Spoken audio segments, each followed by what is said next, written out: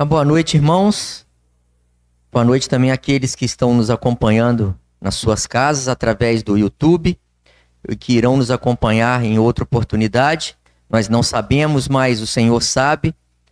E quem sabe essa palavra possa falar ao coração de alguém que ainda não teve um encontro pessoal com o Senhor Jesus Cristo na sua vida.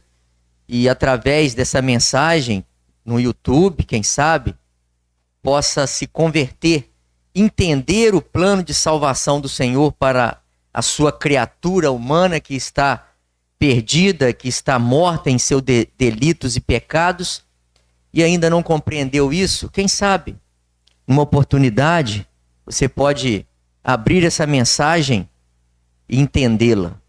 E nesta noite, aqueles que estão presentes aqui e aqueles que estão nos acompanhando em seus lares, possam abrir os seus corações para receberem de bom grado aquilo que a palavra de Deus tem para nos dizer em mais essa oportunidade que Ele nos tem dado o privilégio, de estarmos aqui nesta noite com vida, com relativa saúde, gozando das benécias de Deus, porque através das misericórdias do Senhor nós não somos consumidos.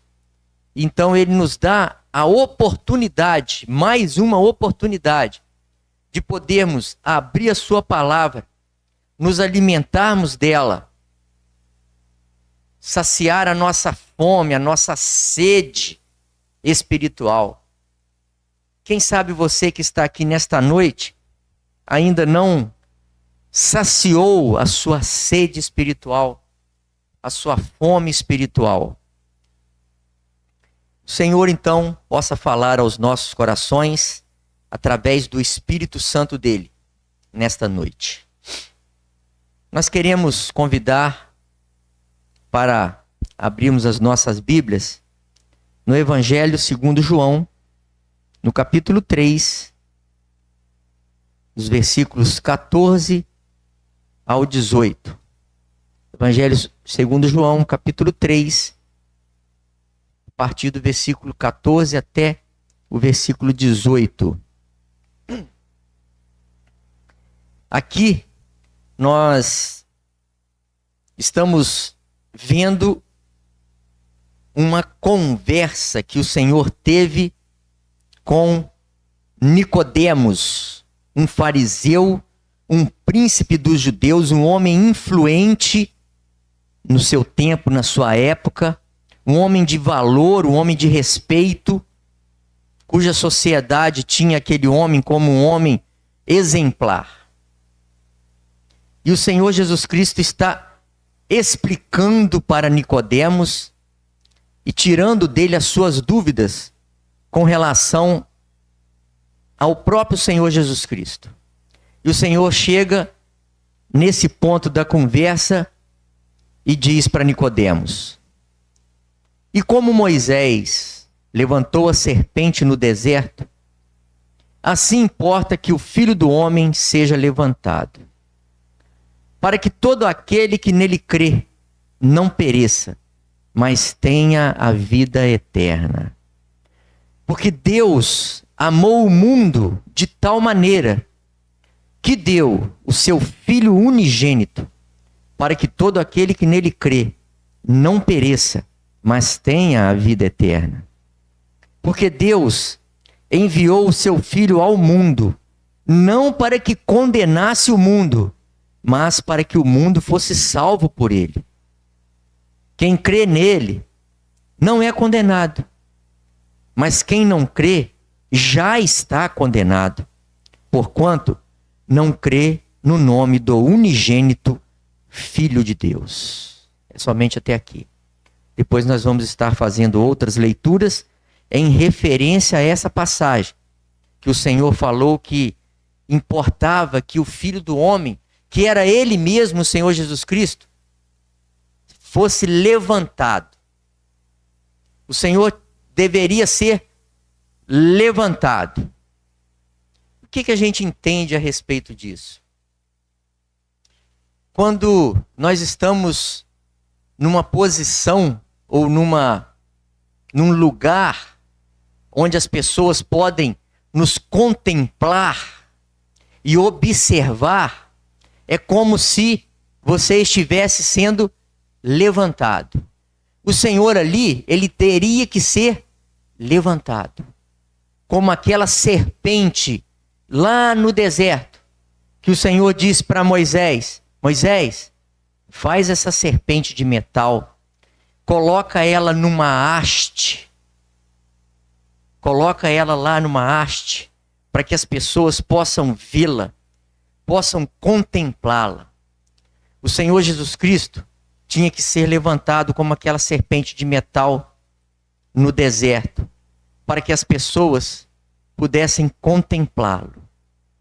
Quem sabe você nesta noite, que ainda não contemplou o Senhor Jesus Cristo, que ainda não contemplou, ainda não observou, ainda não deu atenção para a obra realizada por Ele na cruz do Calvário, possa nesta noite olhar para Jesus com o olhar da fé e contemplá-lo no seu coração, observá-lo.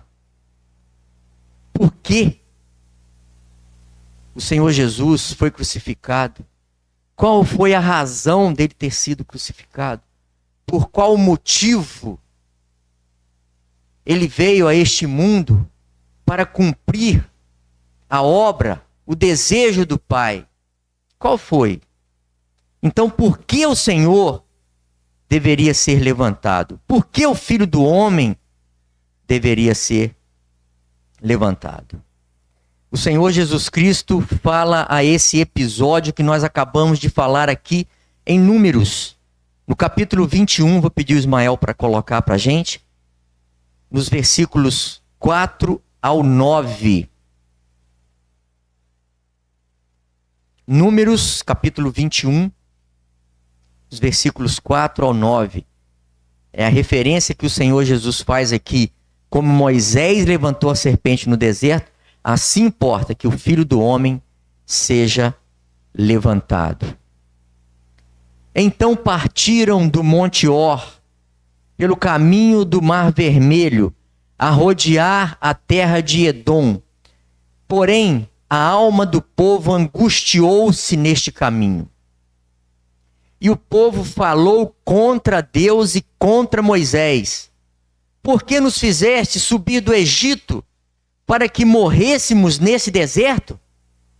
Pois aqui nem pão, nem água há, e a nossa alma tem fastio deste pão tão vil. Prestem bastante atenção nessa expressão que o povo usou. Então, o Senhor mandou entre o povo serpentes ardentes, que morderam o povo, e morreu muito povo de Israel. Pelo que o povo veio a Moisés e disse: havemos pecado, porquanto temos falado contra o Senhor e contra ti. Ora ao Senhor que tire de nós estas serpentes. Então Moisés orou pelo povo. E disse o Senhor a Moisés: faze uma serpente ardente e põe-na sobre uma haste, e será que viverá todo mordido que olhar para ela. E Moisés fez uma serpente de metal e pô-la sobre uma haste. E era que, mordendo alguma serpente a alguém, olhava para a serpente de metal e ficava vivo. É somente até aqui.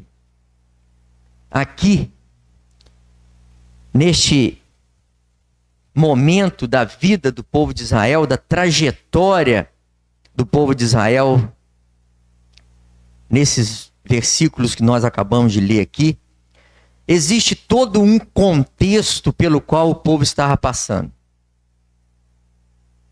Moisés havia perdido sua irmã Miriam. Logo após, o povo, mais uma vez, reclama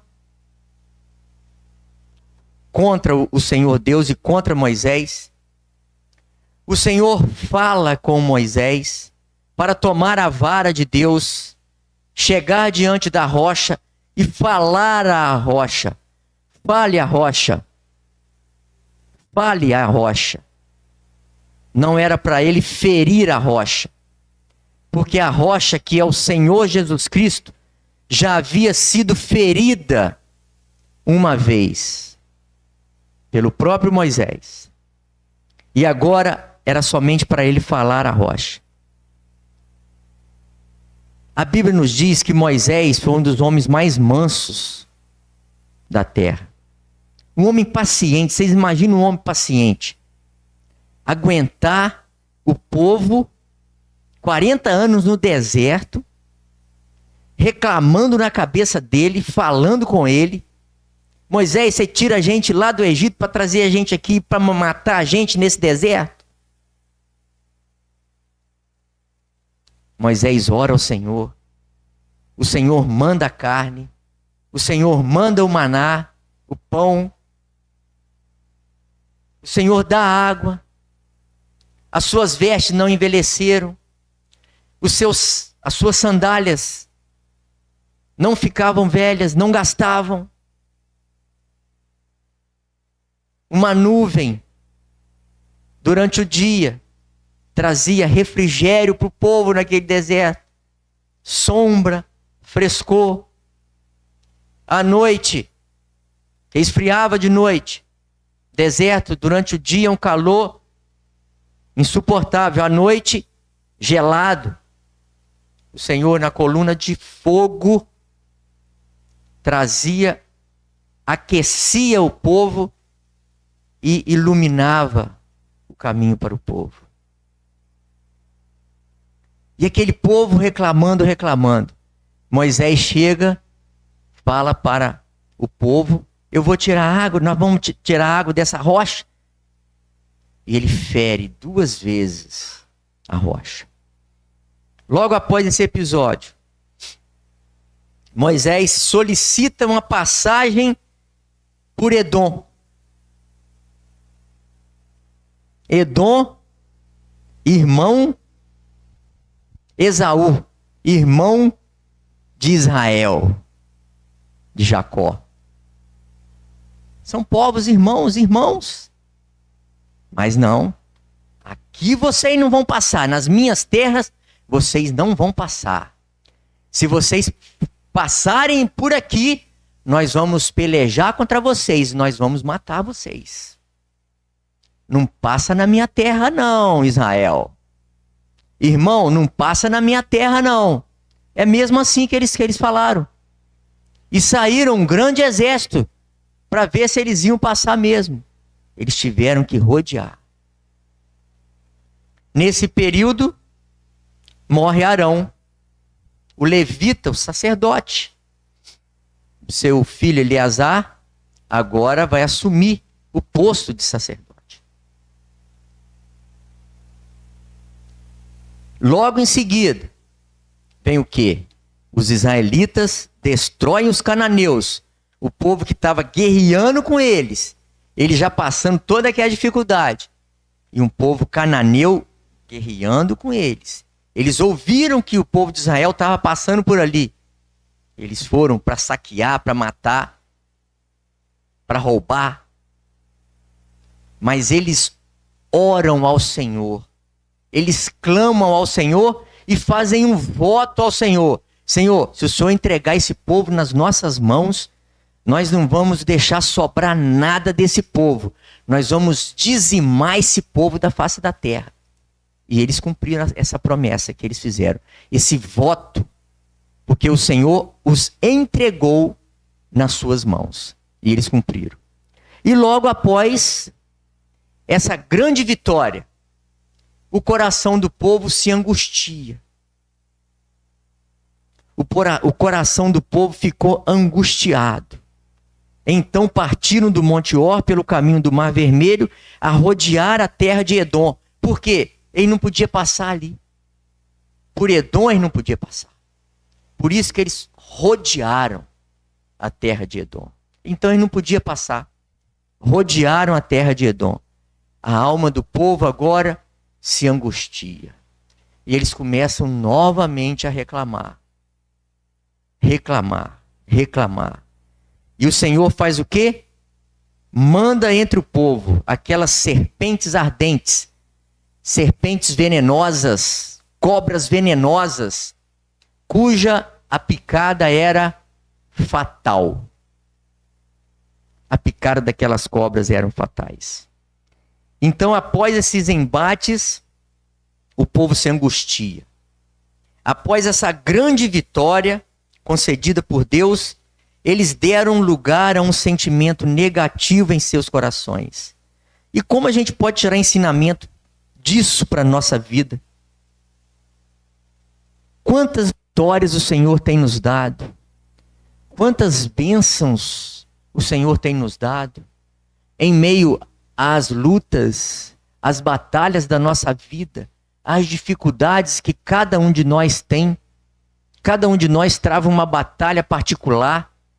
E eu não posso entrar nos méritos dos seus sofrimentos, nem vice-versa. Então, cada um de nós trava as suas batalhas pessoais, particulares. Quem sabe você pode estar como aquele povo também estava naquele momento, depois de uma grande vitória, angustiado, sentindo dificuldades para caminhar aqui na sua trajetória de vida. Então, os cuidados do Senhor para conosco, eles são constantes. Mas por causa da incredulidade, nós não enxergamos isso em nossas vidas. E ao dar lugar a esse tipo de sentimento, o povo ele se rebela contra Deus. E o ser humano é assim. E as palavras proferidas contra o Senhor são duríssimas. Lembra o que eles falaram no versículo 5? A nossa alma tem fastio deste pão tão vil. Depois nós vamos falar aqui o que representava o maná. Então podemos observar como Deus é misericordioso. Porque numa situação daquela ali, Deus podia dizimar o povo. Deus podia acabar com aquele povo de uma hora para outra. Mas por amor àquele povo rebelde, ingrato, Deus conservava aquele povo, como conserva a mim e a você também. Então observamos a ousadia e a obstinação no coração do homem para a prática do pecado. Para praticar o pecado. Ousados, obstinados. E é assim. E nós não somos diferentes daquele povo, do povo de Israel. Então aquele pão tão vil que eles falam, que eles chamam, era o maná, era a figura do Senhor Jesus Cristo. Era a figura do próprio Senhor Jesus Cristo.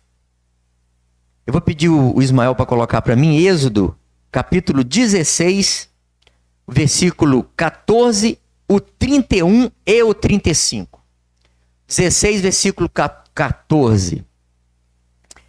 E alçando-se o orvalho caído, eis que sobre a face do deserto estava uma coisa miúda, redonda. E vocês imaginam uma coisa miúda, redonda, como a geada sobre a terra.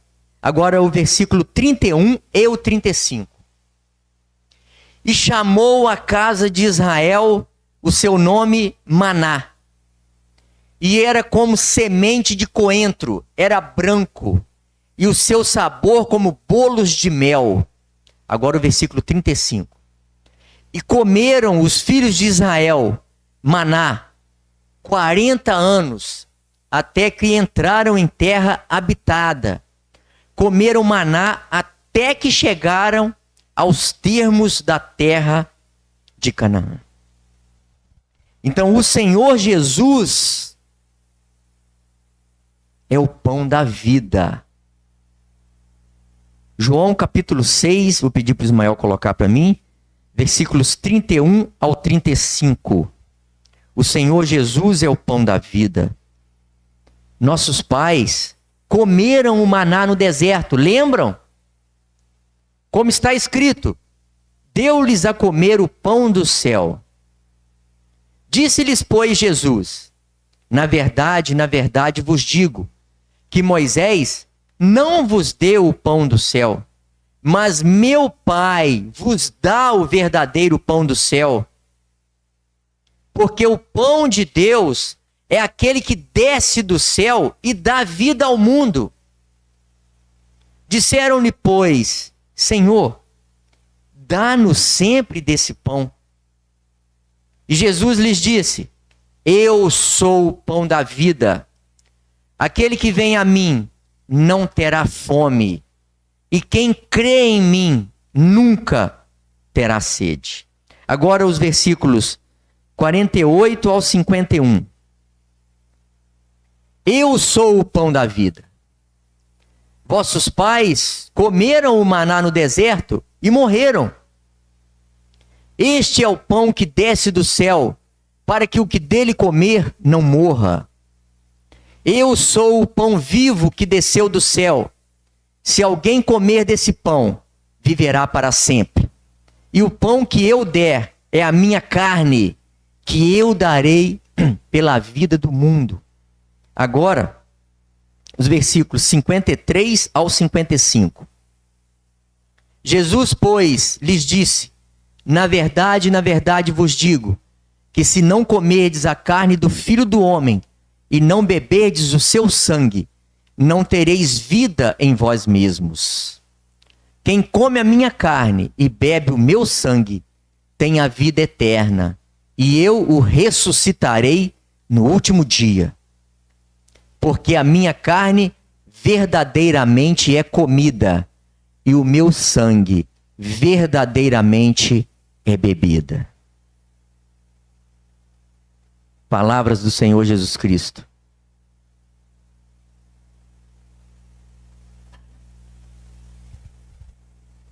O Senhor Jesus Cristo estava se referindo à obra que ele veio ao mundo para fazer. É o pão que desceu do céu, o Filho do Homem, o Filho de Deus, que desceu do céu, desceu da glória que ele tinha com o Pai, veio a esse mundo, tomou a nossa forma, a forma humana. E a Bíblia nos diz que o Senhor Jesus, sendo obediente até a morte, morte de cruz, ele não teve por usurpação ser igual a Deus, mas humilhou-se a si mesmo, tomando a forma humana, e achado na forma humana, ele humilhou-se a si mesmo, sendo obediente até a morte, por amor a mim e a você, e morte de cruz, para que nós pudéssemos ser reconciliados com Deus e gozar de uma vida abundante, de uma vida eterna na presença de Deus.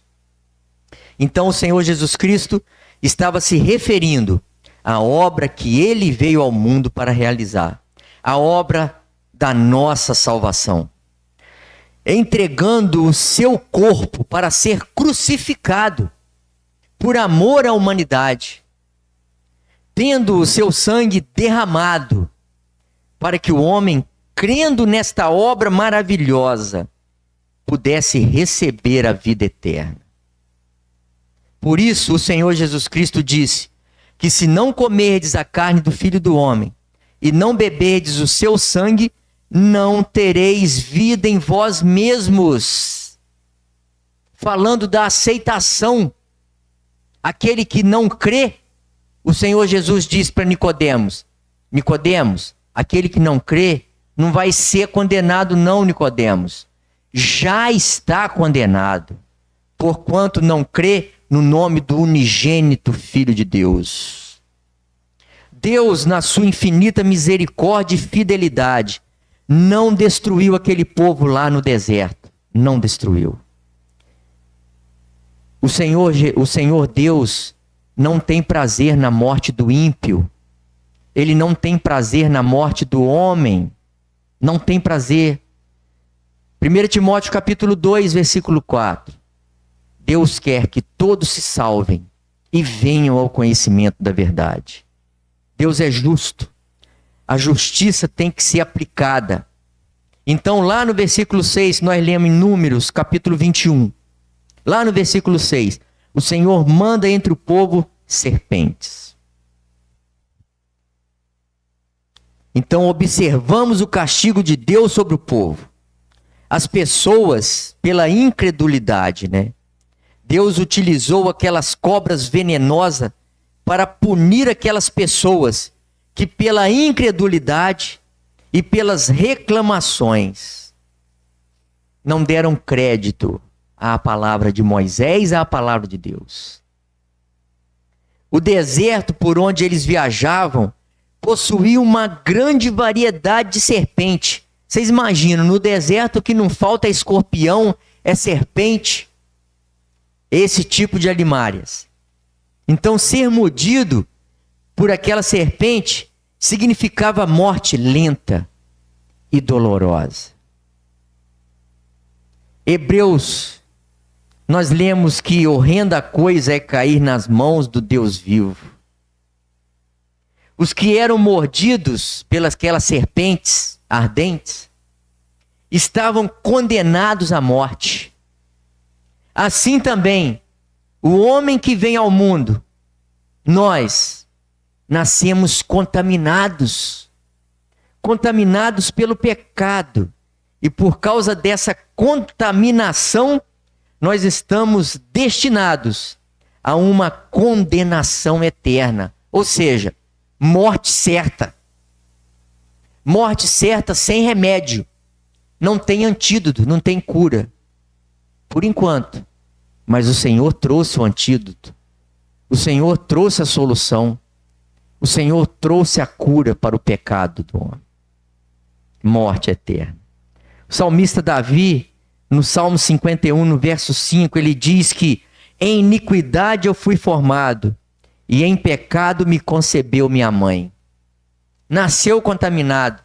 Romanos capítulo 5, verso 12, eu vou pedir para o Ismael colocar para a gente.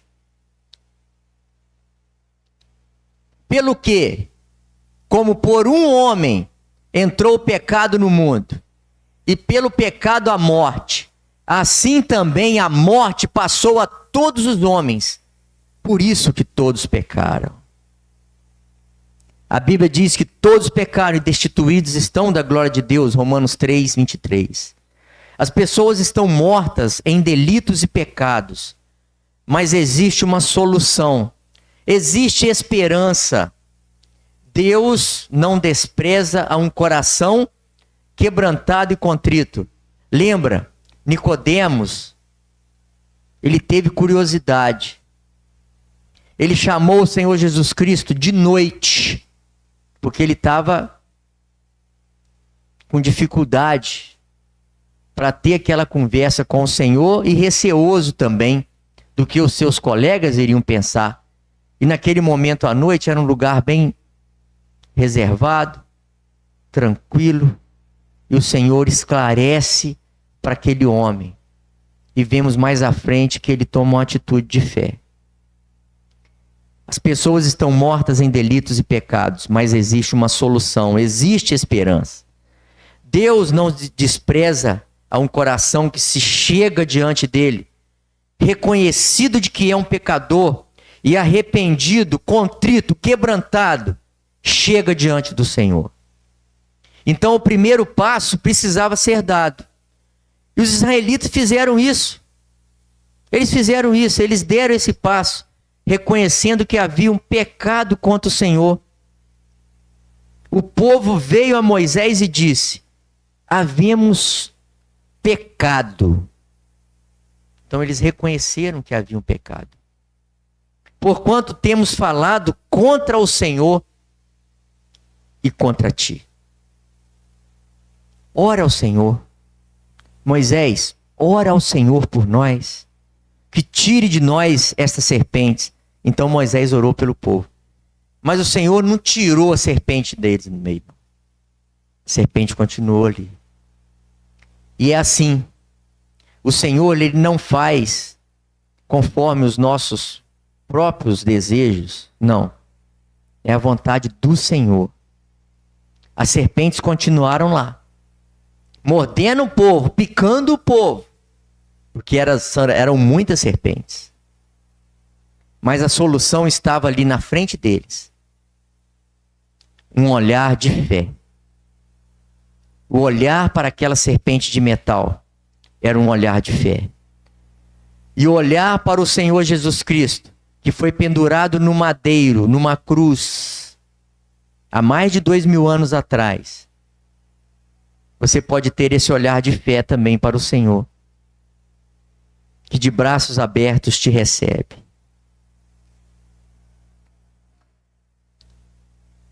A solução para resolver o problema do pecado não estava nos méritos humanos, não estava em esforço próprio. Ou seja, qualquer coisa que o povo quisesse fazer não ia trazer solução. Não tinha antídoto, não tinha remédio. Qualquer esforço dele seria em vão, era inútil. E para nossa salvação, qualquer coisa que fizermos com os nossos próprios esforços é inútil, é vão.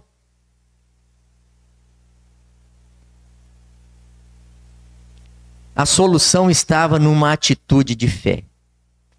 Quando eles eram mordidos, estavam contaminados por aquele veneno mortal.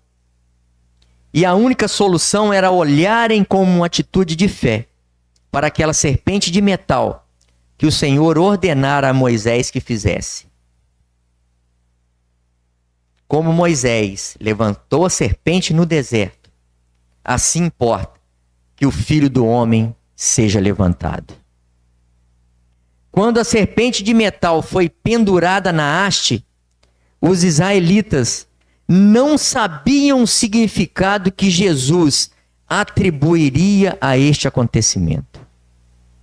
Ele explicou que assim como os israelitas foram curados do veneno das cobras ao olharem para a serpente de metal erguida na haste, todos os que creem na morte expiatória do Filho de Deus, que foi pendurado em uma cruz, podem ser salvos da doença do pecado. Se você ainda não recebeu esse antídoto na sua vida, que você possa ter um olhar de fé para a obra realizada por Cristo Jesus na cruz do Calvário em seu favor. Não era a serpente que curava as pessoas, não era aquela serpente de metal, mas era a obediência à palavra de Deus. Se você for mordido, olha para aquela serpente que eu pedi para Moisés fazer lá, que eu mandei Moisés fazer. Se você veio ao mundo, nasceu aqui, está vivendo aqui, e reconhece que é um pecador, que está contaminado pelo pecado, olha para Jesus, o autor e consumador da fé, conforme diz Hebreus. Olhando para Jesus Cristo, autor e consumador da fé. Então não era a serpente que curava as pessoas, mas a fé na palavra de Deus que as curava. A fé foi demonstrada pela obediência às instruções de Deus. Poderiam ter várias pessoas ali que haviam sido mordidas, mas não tiveram a mesma atitude de fé de outros que tiveram. Quem sabe? Teve várias pessoas ali que foram mordidas, mas não se arrependeram.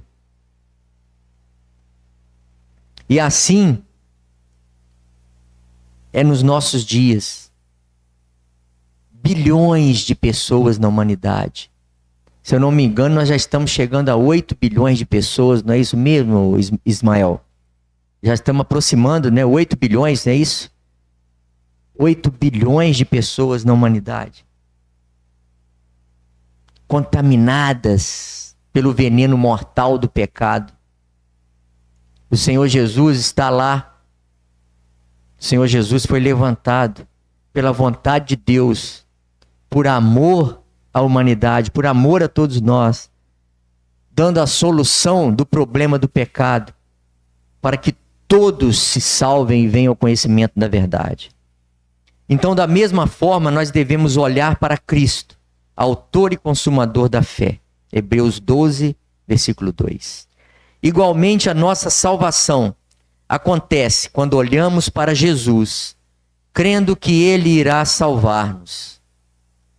Deus nos tem dado este precioso caminho, que é o Senhor Jesus Cristo. Eu sou o caminho e a verdade e a vida. Ninguém vem ao Pai senão por mim. João 14, verso 6. Deus nos tem dado esse precioso caminho, a fim de que possamos ser curados da ferida fatal, infligida pelo pecado em nós. Porque o salário do pecado é a morte, mas o dom gratuito de Deus é a vida eterna por Cristo Jesus, nosso Senhor. O amor de Deus por nós é provado em que Cristo morreu por nós, sendo nós ainda pecadores, contaminados pelo pecado. E é de tal maneira que Deus deu o seu Filho unigênito por amor ao mundo, por amor a mim e a você. E o desejo do coração do nosso Deus é de que você se salve, pois Deus quer que todos se salvem. Como aquela serpente de metal veio não para que condenasse o povo de Israel, mas sim para salvá-los. Também o Senhor Jesus Cristo foi enviado por Deus, não para condenar o mundo, mas para que o mundo pudesse ser salvo por ele. Se você ainda não se quebrantou diante da mensagem do Evangelho, eu convido você nesta noite para meditar no que a palavra de Deus nos tem advertido. Se hoje ouvirdes a voz de Deus, não endureça o seu coração. Tenha uma atitude de fé nesta noite, reconhecendo a obra realizada por Cristo Jesus na cruz do Calvário como a única solução para o problema do pecado. E você vai passar a eternidade na presença de Deus, na glória celestial. Que o Senhor possa nos abençoar nesta noite. Que o Senhor possa nos guardar. Que o rosto do Senhor possa resplandecer sobre todos nós. Que o Senhor possa nos dar a sua paz. Em nome de Cristo Jesus, nosso Salvador. Amém.